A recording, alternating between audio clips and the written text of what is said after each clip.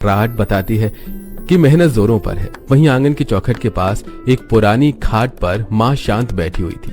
तभी पड़ोस की सुनीता, तुम्हारी बेटी कितनी मेहनती है, देखो हैंड पंप के नीचे कितने जोरों से बर्तनों को चांदी की तरह चमका रही है। अरे बिटिया, नवंबर का महीना है, ठंड लग जाएगी। अरे सुनीता चाची प्रणाम। चाची आप मेरी चिंता मत कीजिए, मुझे आदत हो गई है इस तरह रोज हैंड पंप में सुबह शाम बर्तन धोने की। और कोई दूसरा रास्ता भी कहाँ है। मेरी बच्ची के पास एक छोटा सा खेत है, उसी खेत में हमारा ये छोटा मिट्टी का घर है। जैसे तैसे करके बस एक हैंड पंप गड़वा रखा है जिससे घर का सारा काम होता है। हाँ वो सब तो मैं समझती हूँ, गरीबी इंसान से सब कुछ करवा लेती है, पर तुम भी अब थोड़ा सोचो। तुम्हारी बेटी बड़ी हो गई है, ऐसे घर के बाहर बर्तन धोती अच्छी नहीं लगती। खेत का रास्ता कोई ना कोई यहाँ से गुजरता ही रहता है। सुनीता की बात फसल की कटाई करते देवानंद और राजन भी सुन लेते हैं। पिताजी, वैसे सुनीता चाची कह तो सही रही हैं। हाँ बेटा, पर अभी मेरे पास इतने पैसे नहीं है। अभी तो जो भी पैसे जुड़ रहे हैं वो बस मुस्कान की शादी के लिए जुड़ रहे हैं। शादी के बाद ही मैं घर से जुड़े कोई काम कर सकता हूँ। दूसरी तरफ सुनीता कुसुम को समझाकर वहाँ से चली जाती है। धीरे धीरे शाम हो जाती है। मुस्कान अब अपने मिट्टी के घर में एक कोने में सभी परिवार के लिए चूल्हे पर खाना बना रही होती है। बेटी खाना बन गया है, तेरे भाई और पिताजी खाने के इंतजार में हैं। हाँ माँ बन गया है, मैं बस अभी लगा देती हूँ। अब मुस्कान घर में पतली सी चटाई बिछाती है और अपने भाई, पिता और माँ को खाना परोसती है। उन्हीं के साथ वो खुद भी बैठकर खाना खाती है। खाना खाने के बाद मुस्कान रात में सारे झूठे बर्तनों को लाकर हैंडपंप में धोने लगती है। रात के पहर अब ठंडी ठंडी हवा मुस्कान के कान से आर पार हो रही होती है। मुस्कान बर्तन मांजती हुई, हे भगवान, बाहर का मौसम कितना ठंडा हो रहा है। अच्छा होता कि मेरा भी घर पक्के ईंटों का होता, जहाँ बर्तन धोने की व्यवस्था भी घर के अंदर ही होती। मेरे इस खेत में बने छोटे से घर में तो बर्तन धोने की कोई सुविधा ही नहीं है। अब बर्तन धोकर मुस्कान अपने छोटे से कमरे में आराम करने चली जाती है। वहीं घर के बाकी सदस्य चूल्हे के दूसरी साइड जमीन पर बिस्तर बिछाकर सो रहे होते हैं। इसी तरह एक दिन मुस्कान का सारा परिवार रात में आराम कर रहा होता है कि तभी खेत में कुछ जंगली जानवर आ जाते हैं और वो जानवर उस गरीब परिवार के छोटे से खेत को तहस नहस करने लगते हैं। वहीं अपने छोटे से कमरे में बने छोटी सी खिड़की से मुस्कान ये सारी चीज देख लेती है और आकर अपने परिवार वालों को बताती है। अरे बाप रे, हमें उन जानवर को भगाना होगा, नहीं तो सारी फसल खराब हो जाएगी। अब राजन अपने पिता के साथ एक लकड़ी में कपड़ा बांधकर उसमें आग लगाकर अपने घर से बाहर आते हैं और खेत के बीचों बीच उस लकड़ी में लगे आग को जानवरों की तरफ दिखाने लगते हैं, जिसे देखकर वो जंगली जानवर वहां से भाग जाते हैं। अभी तो इस खेत में रहना हम गरीब परिवार के लिए किसी संघर्ष से कम नहीं है। हर दिन एक नए संघर्ष का सामना करना पड़ता है। बताओ, अगर ये जानवर घर के अंदर आ जाते तब हम क्या करते। माँ आप चिंता मत कीजिए, वो जंगली जानवर यहाँ से चले गए हैं। चलिए अब हम लोग आराम कर लेते हैं। इसी तरह कुछ हफ्ते गुजरते हैं और एक दिन मुस्कान अपने छोटे से घर के बाहर पतले पतले चादर से घिरे हुए बाथरूम में नहा रही होती है और ये देखकर पड़ोस की सुनीता एक बार फिर कुसुम से कहती है, कुसुम तुम्हारी बेटी वो अब जवान हो चुकी है, ऐसे कपड़ों को घेर कर उसके अंदर तुम्हारी बेटी नहाएगी तो लोग क्या कहेंगे। कल से तुम अपनी बेटी को मेरे घर भेज दिया करना नहाने, मुझे कोई आपत्ति नहीं है। वहीं कपड़ों से घिरे बाथरूम में नहाती मुस्कान ये सब सुनकर, हे भगवान, कहीं सुनीता चाची ने मुझे देख तो नहीं लिया नहाते हुए। काश मेरा खुद का बंद दरवाजे का एक सुंदर बाथरूम होता तो मुझे ऐसे खुलेआम खेत में बने छोटे से बाथरूम में नहाना नहीं पड़ता। दूसरी तरफ कुसुम, तुम कह तो सही रही हो सुनीता, मैं सब समझ रही हूँ। इसी तरह एक दिन मुस्कान अपने पिता और भाई को दोपहर का खाना देने के लिए खेत में आती है। मुस्कान का पिता गुमसुम अंदाज में दोपहर की रोटी खा रहा होता है। पिताजी क्या हुआ, आप किसी को याद कर रहे हैं क्या?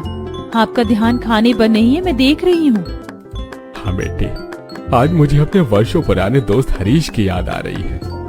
कई साल पहले हम दोनों साथ ही जबलपुर गांव में रहा करते थे, लेकिन वो पढ़ लिख कर शहर चला गया और फिर एक दिन जबलपुर गांव में बाढ़ आ गई, जिसके बाद मुझे यहाँ इस छोटे से बंजर जमीन पर घर बनाकर और छोटी मोटी खेती करके अपनी जिंदगी बितानी पड़ रही है। वैसे सुनने में तो आया है कि हरीश ने पढ़ लिख कर एक बहुत आलीशान बंगला बना लिया है, जहाँ उसकी जिंदगी ऐशो आराम से गुजर रही है। बड़े मालिक, आपकी कॉफी।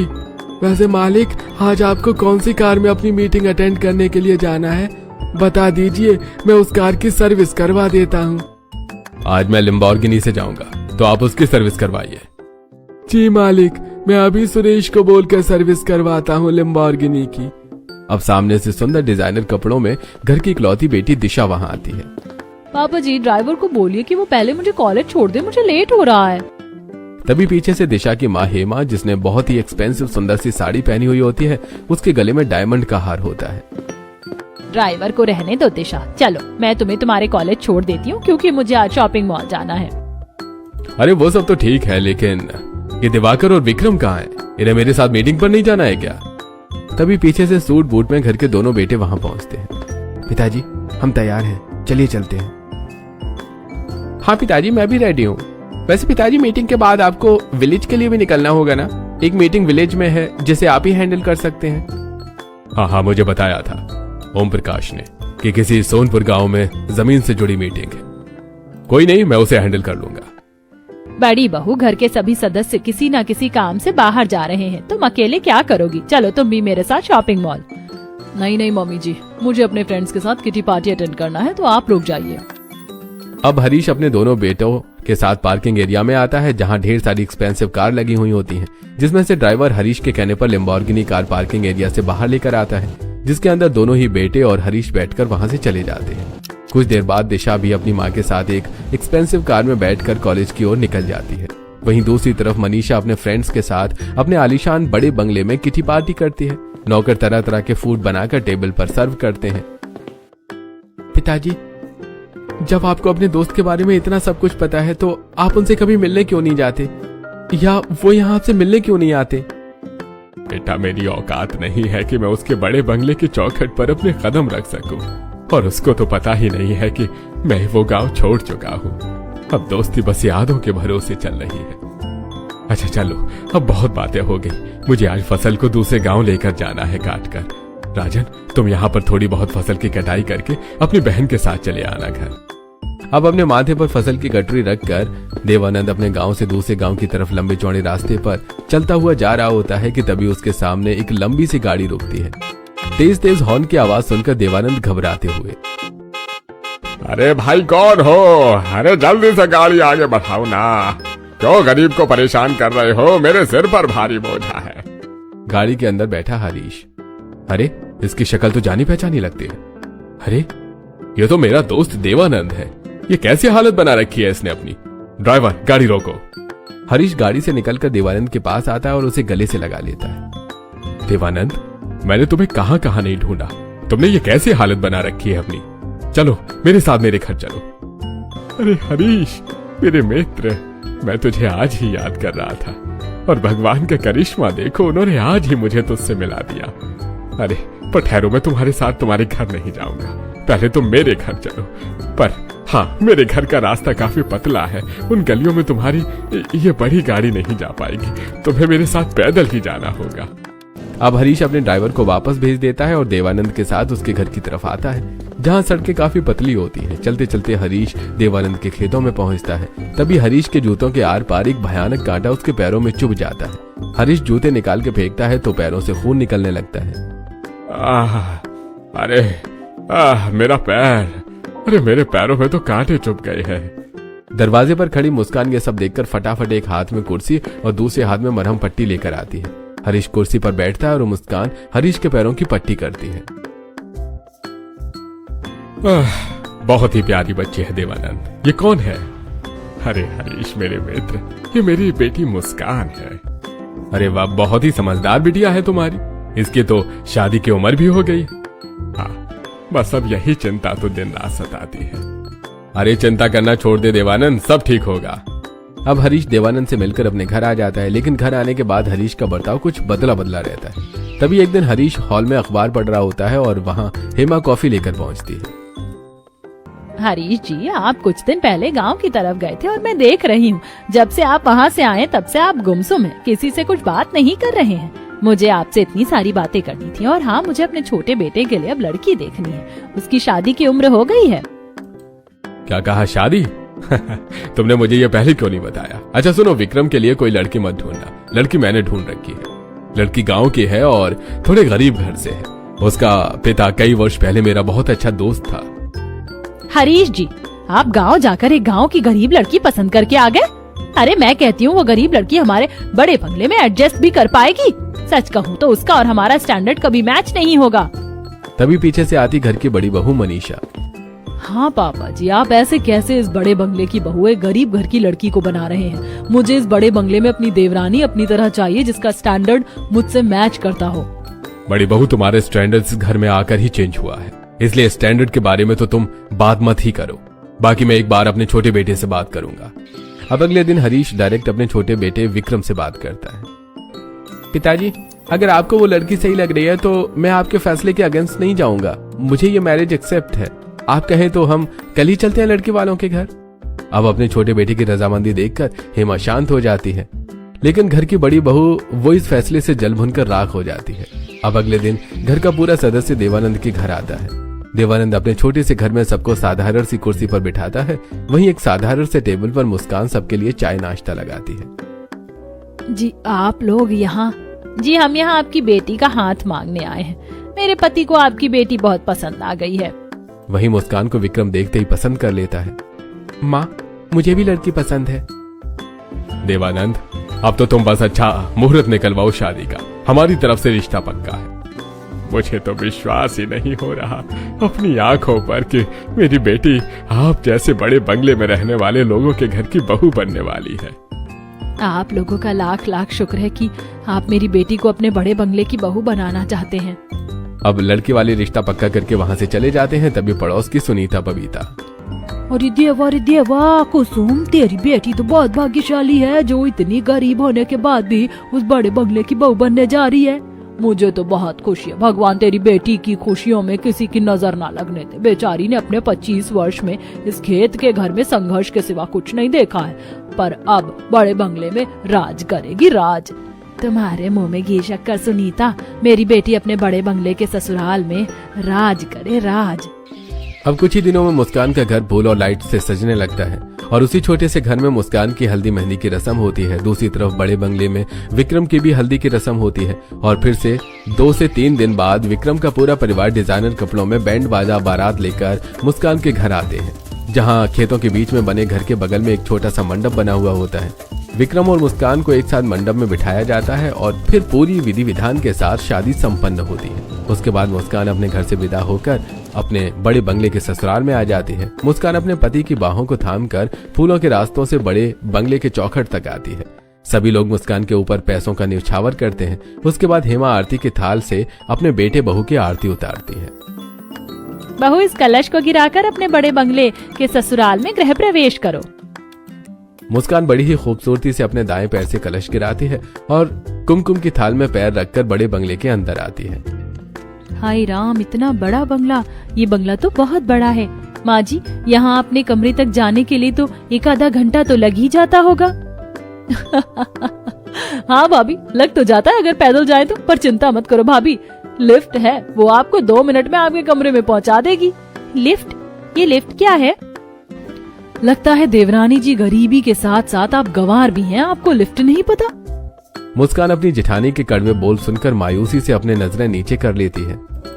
बड़ी बहू, ये कोई तरीका है बात करने का अपनी देवरानी से? छोटी बहू, अभी तुम अपने पति के साथ जाओ अपने कमरे में। मुस्कान अपने पति का हाथ पकड़े लिफ्ट से अपने कमरे में आती है। कमरे के पास आकर मुस्कान कमरे के दरवाजे को खोलने की कोशिश करती है, लेकिन दरवाजा नहीं खुलता। विक्रम जी, ये दरवाजा खुल नहीं रहा है। हो, आई एम रियली सॉरी मुस्कान, मैंने तुम्हें बताया नहीं कि इस दरवाजे पर पैटर्न लॉक लगा हुआ है। अब विक्रम दरवाजे पर बने छोटे से स्क्रीन पर पैटर्न डालता है, जिससे दरवाजा खुल जाता है और दोनों कमरे के अंदर आते हैं। विक्रम जी, आपका कमरा बहुत अच्छा है और काफी बड़ा है। ये गद्दा भी काफी मुलायम लगता है।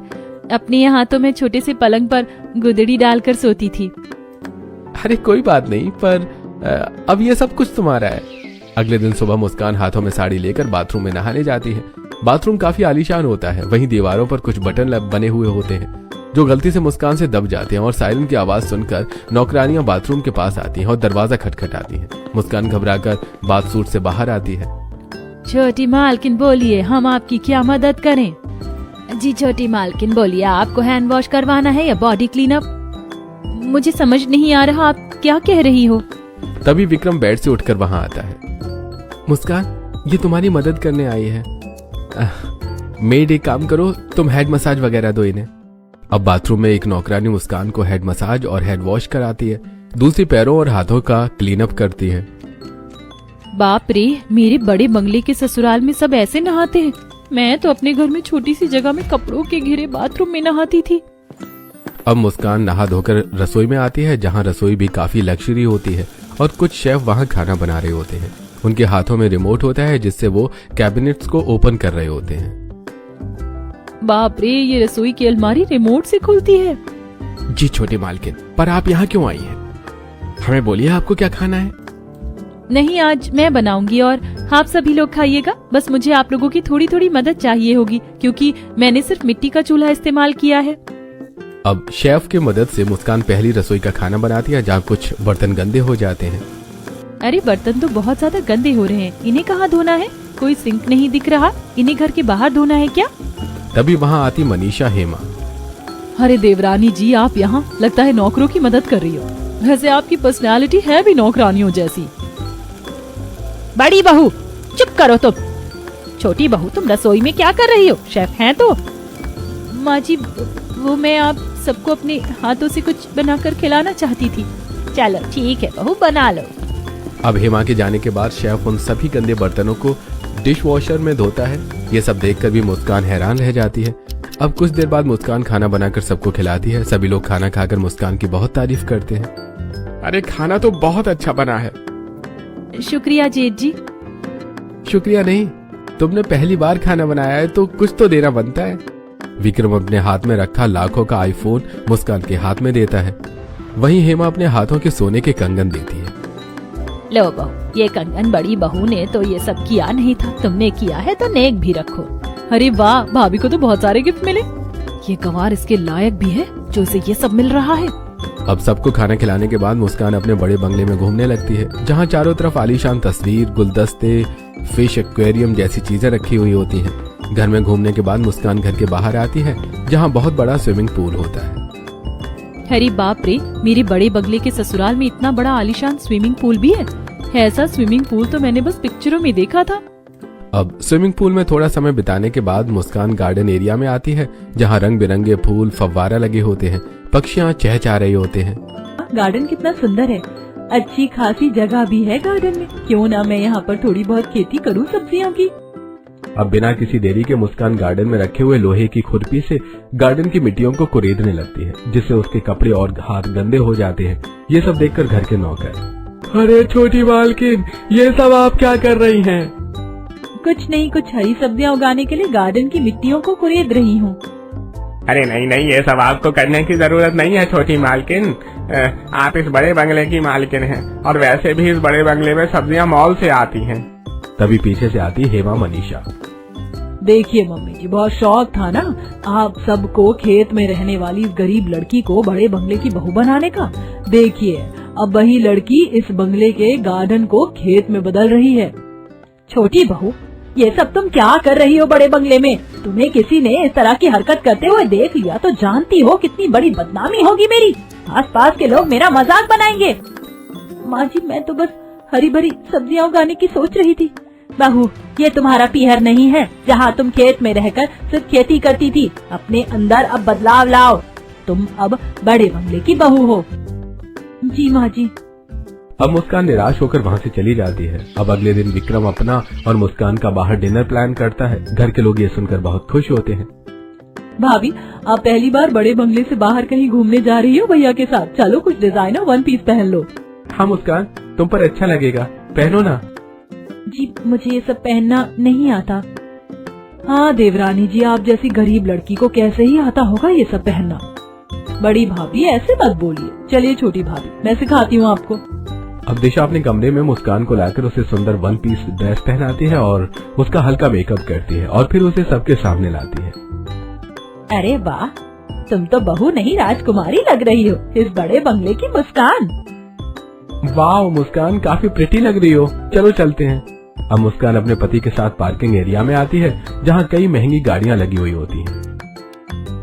बोलो मुस्कान, तुम्हें किस कार में बैठकर बाहर जाना है?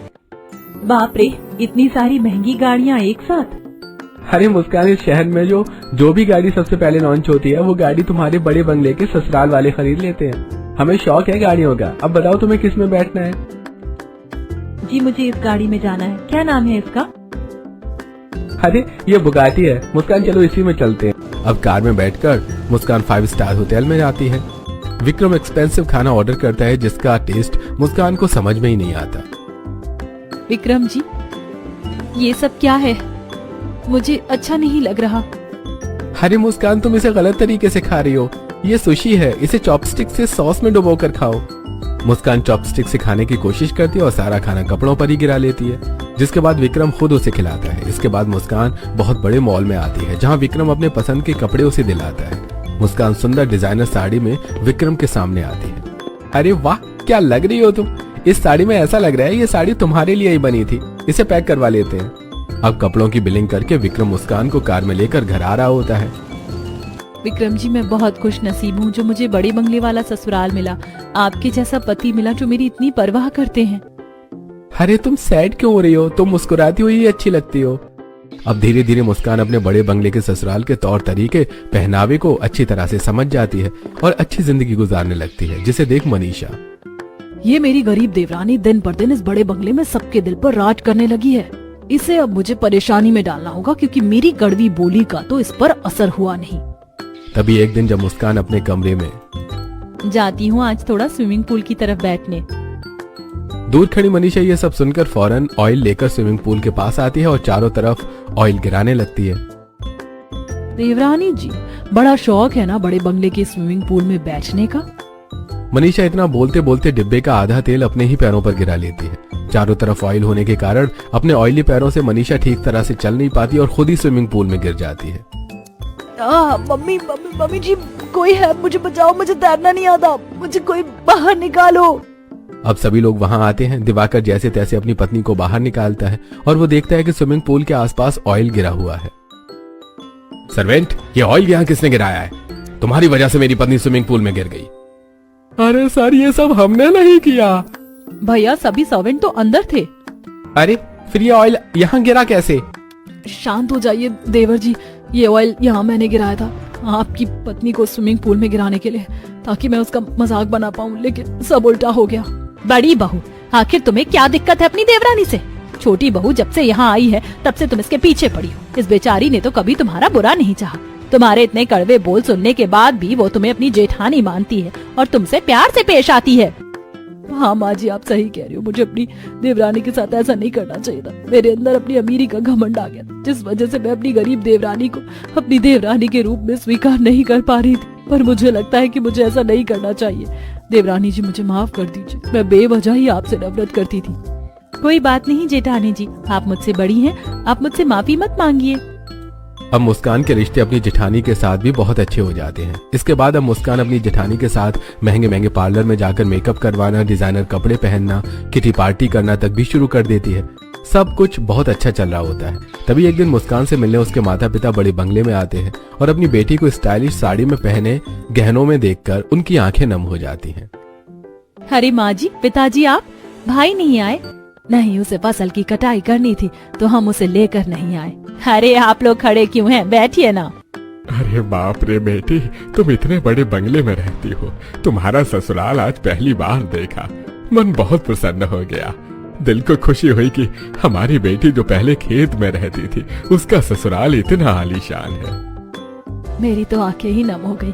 मेरी बच्ची ने कितनी तकलीफों का सामना किया था अपने पीहर में, और आज देखो कितने आलीशान बड़े बंगले की बहू है। बदन पर इतने सुंदर कपड़े, गहने, श्रृंगार, सब कितना सुंदर लग रहा है। किसी की नजर ना लगे मेरी बेटी को। माँ, आप ऐसे क्यों बोल रही हो? मैं आप लोगों के साथ भी उतनी ही खुश थी जितनी यहाँ हूँ। तभी देवानंद अपने दोस्त हरीश के हाथों को पकड़कर, हरीश, मैं तो धन्य हो गया जो मेरा दोस्त तू है। तेरे बड़े बंगले में मेरी बेटी बहुत खुश है और उसे खुश देखकर आज मैं बहुत खुश हूँ। बेटी के साथ साथ समय आ गया है कि बेटी के माता पिता भी खुश रहें। देवानंद, मैंने सोचा है कि खेत में से हटकर पक्के सड़कों पर तुम्हारे परिवार के लिए पक्के ईंटों का घर बनवा दूं। अरे नहीं नहीं, आप हमारे लिए इतना मत करिए। हमारी बेटी को आपने बड़े बंगले की बहू बनाया, हमारे लिए यही बहुत है। नहीं नहीं, मैं जानता हूँ आप लोग बहुत स्वाभिमानी इंसान हैं, बेवजह किसी का एहसान नहीं लेते, पर मैं ये अपनी तरफ से छोटा सा भेंट देना चाहता हूँ। अब हरीश मजदूरों को लगवाकर खेत से थोड़ी दूरी पर देवानंद और उसके छोटे से परिवार के लिए पक्के ईंटों का 2 मंजिला घर बनवाता है, जिसमें मुस्कान का परिवार खुशहाल जिंदगी बिताने लगता है और मुस्कान भी अपने बड़े बंगले के ससुराल में खुशहाल जिंदगी बिताने लगती है और सभी खुशी खुशी रहने लगते हैं।